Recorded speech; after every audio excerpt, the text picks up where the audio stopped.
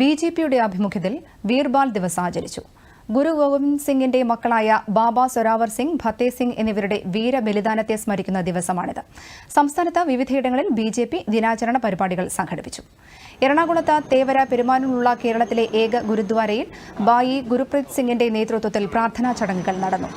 ഗുരു ഗ്രന്ഥ സാഹിബിന്റെ പാരായണവും നടന്നു.